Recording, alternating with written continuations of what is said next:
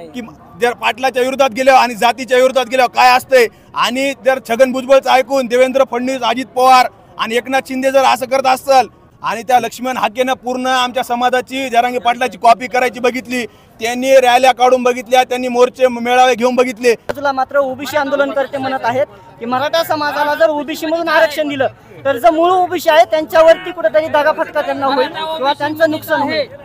जर मला सांगा त्यांना इतके वर्ष झालं आरक्षण आहे तर त्यांचा लढा एवढा चालू आहे, तर आम्ही वंचित आहेत, आम्हाला कुठलंही आरक्षण नाही। आमचं शिक्षण झालेलं आहे, आम्ही म्हणजे पूर्ण हे ग्रॅज्युएट झालेले आहेत, आम्हाला नोकरी नाही, तरी पण आमचा लढा हा किती आम्ही तीव्र याच्यानंतर करतो।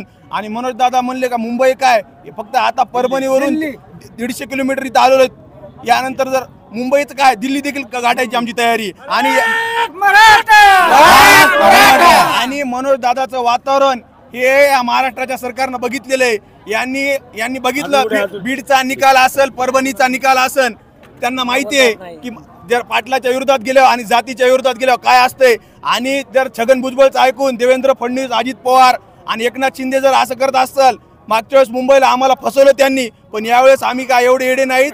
एक वेळेस आम्ही विश्वास ठेवला, पण पुढच्या वेळेस आता आम्ही त्यांचा विश्वास ठेवणार नाहीत। आरक्षण घेतो तेव्हाच माघारी वापस येतो। एकदा हात फसले होते बस, आता ते तर तवाचा झाला एक शिवाजी महाराजांच्या काळातला आणि ते अंदर आता याच्या अंदर तर नाहीच। नक्कीच मात्र दुसऱ्या बाजूला आपण बघितलं तर काल एकनाथ शिंदेंनी किंवा शासनाने सर्वपक्षीय नेत्यांची एक बैठक बोलवली होती, त्याकडे मात्र महाविकास आघाडी आणि सर्वपक्षीय बाकीच्या विरोधकांनी दांडी मारली, त्याबद्दल कसं बघायचं? अहो हे सगळं राजकीय षडयंत्र आहे। त्यांना जर चर्चेला बोलवायचं असेल तर विरोधी पक्षाला कशाला बोलवायचं? समाज म्हणून जरांगे पाटलाला बोलवा नाही, तुम्ही इथे या, बीड मध्ये या, परभणीत या किंवा संभाजीनगरला या, इथं चर्चा करू। चर्चा आता होणारच नाही जोपर्यंत तुम्ही सगळे सैरेचा आदेश काढा आणि तेव्हाच आमच्याकडे या, तोपर्यंत येऊ नका आणि आम्हाला कुठं बैठकीला बोलू बी नका। मात्र दुसऱ्या बाजूला ओबीसी आंदोलनकर्ते लक्ष्मण हाके असं म्हणत आहेत की मनोज जरांगे पाटील यांचा बोलवता धनी कोण आहे हे शोधलं पाहिजे, किंवा मनोज जरांगे पाटलांचं जे उपोषण आंदोलन चालू आहे ते बिनबुडाचं आहे। अहो ते लक्ष्मण हाके म्हणतात बोलवता धनी कोण, आणि त्या लक्ष्मण हाकेनं पूर्ण आमच्या समाजाची जरांगे पाटलाची कॉपी करायची बघितली, त्यांनी रॅल्या काढून बघितल्या, त्यांनी मोर्चे मेळावे घेऊन बघितले, त्यांना काय प्रतिसाद आहे? त्यांच्याच ओबीसी समाजातल्या जाती म्हणायल्यात की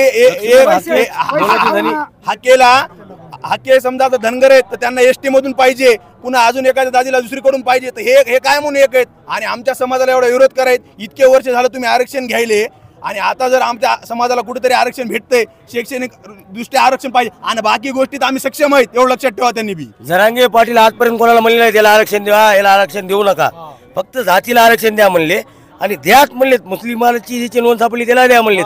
जरांगे पाटील कोणाला म्हणलेत काय आरक्षण काढा म्हणलेत नाहीत।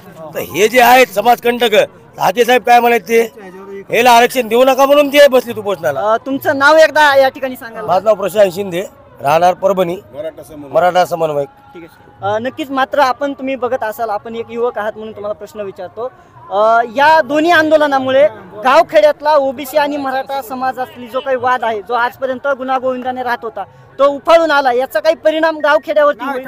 गावखेड्यावरती काही परिणाम नाही, गावामध्ये सगळ्यात जास्त हे अफवा आहेत आणि हे जे ओबीसी मराठा हे भांडण लावायचं काम हे जे कोणी केले, हे नेत्यांनी केलेले। गावखेड्यात आज बी त्यांचं रोटी बेटीचा व्यवहार आहे, सगळ्या गोष्टी आहेत, काही कुठं वाद नाही काय नाही। आणि त्यांची बी म्हणणे की मराठ्यांना आरक्षण मिळालं पाहिजे, कारण त्यांना माहिती आहे शेजारचे आहेत मराठ्यांना किती अडचणीत काय त्यांना माहिती आहे।